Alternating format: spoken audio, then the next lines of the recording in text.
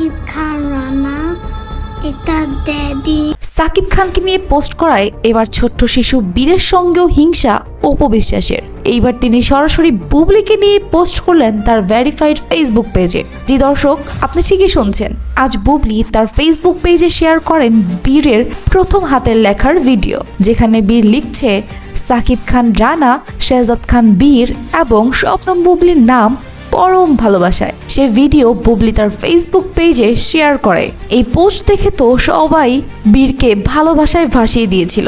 তবে অন্যদিকে অপু বিশ্বাস ক্ষোভে ও হিংসায় পোস্ট করেন এক মা তার মৃত্যুর মুখে ঢলে পড়া সন্তান নিয়ে হাহাকার করছে, আর এক মা তার বাচ্চাকে নিয়ে আধিক্যতা করছে।